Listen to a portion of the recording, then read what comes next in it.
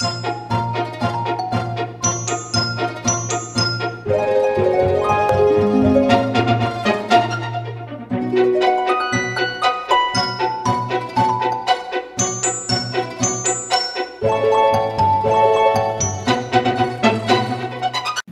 guys, Mr. Overon here with Mr. Overon's Tarot Reading Services, and today I am going to be talking about salt inhalers. And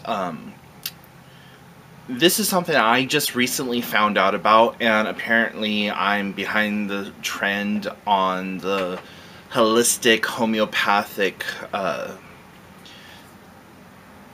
upswing of things, I guess.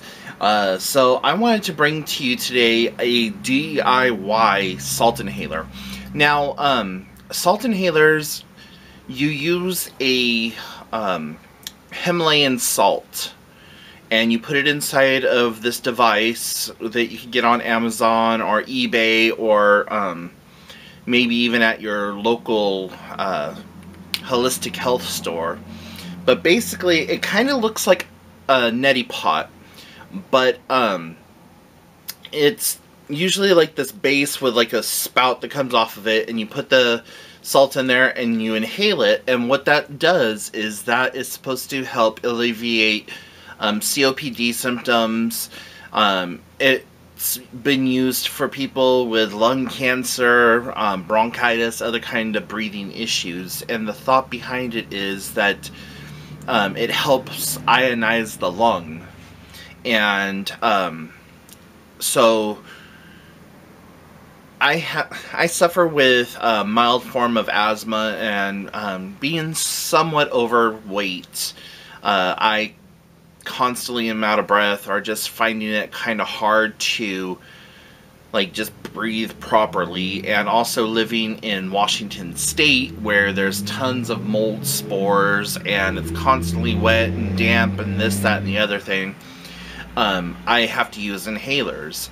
Well, I have been doing a lot of kitchen witchery lately, and just trying to get more homeopathic and get back to using roots and herbs and stuff like that, like I used to when I was a lot younger. So like as of right now, I have some elderberry syrup that's brewing, and I'm waiting for that for like another week or so before I'll be able to use that. I made that utilizing elderberries, distilled water, and vegetable glycerin. And then I have another one that I've been drinking on for a while, that was just elderberries and vodka that I let sit for a couple of weeks. And I have fire cider or master tonic that's brewing, that has horseradish, black pepper, ginger, white onion, not sure if I said it or not, jalapenos, and turmeric, and there's one other thing in there, I can't remember what it is now, with raw unfiltered apple cider vinegar with a mother in it. And so that's garlic, that was the other thing. And so that's brewing up right now, and that should be ready to start using in about 3 more weeks. I got a big gallon jar of that going.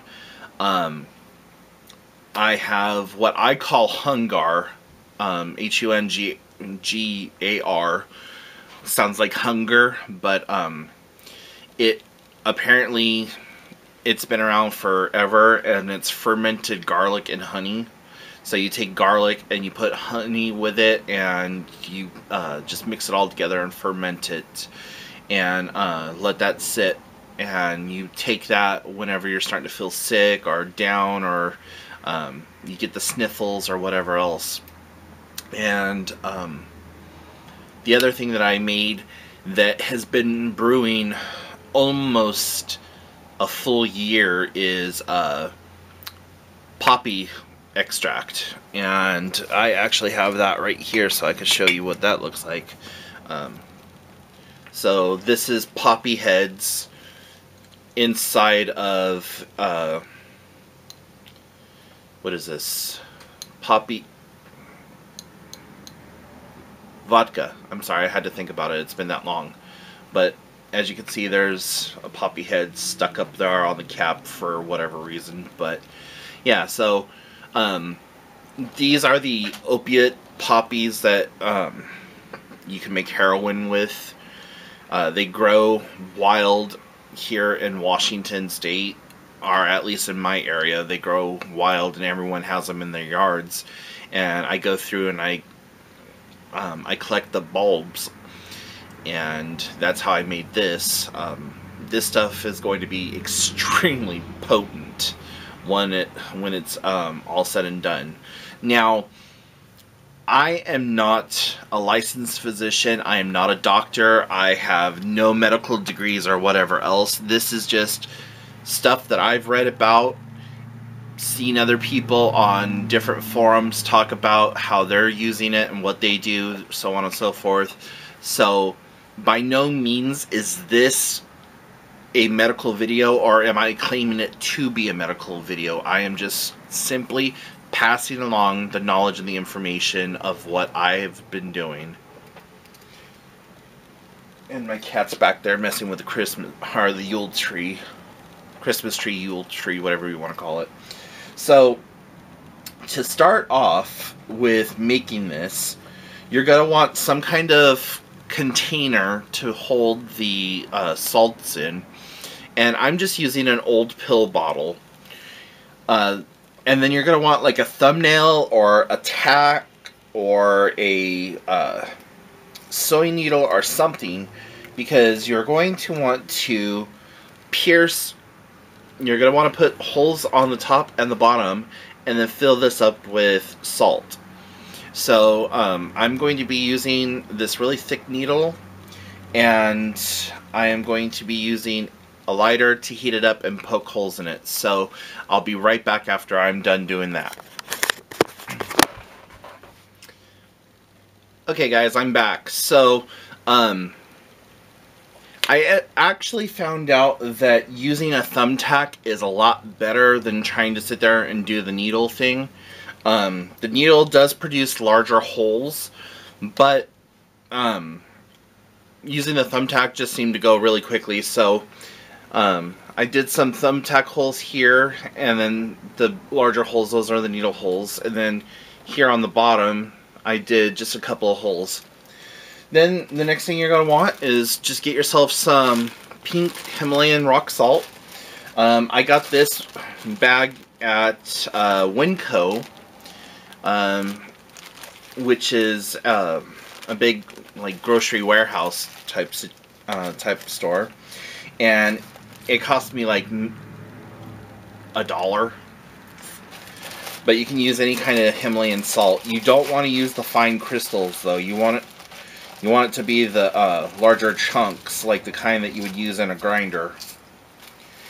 And then you just fill it up a little way. So that's a little over halfway, but you know, play around with it. And put the cap on, and then inhale through it.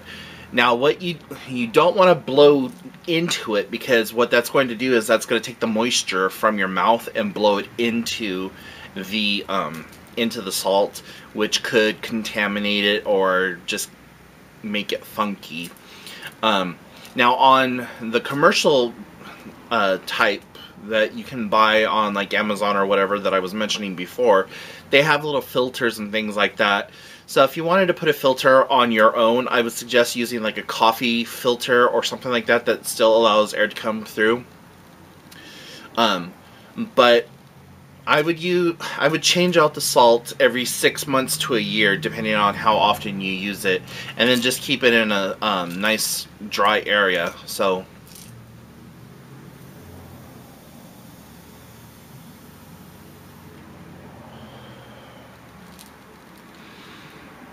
and it kind of gives you that little bit of salty ionization, like walking along the beach and you smell that salty air. That's kind of like that feeling that it gives you in your lungs. And so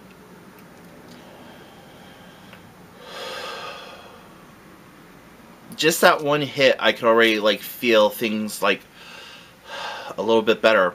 So some of the videos that I've seen talking about salt inhalers and things like that is, you know, it helps with mucus production and breaking down stuff and just really helping open up those capillaries and getting things flowing.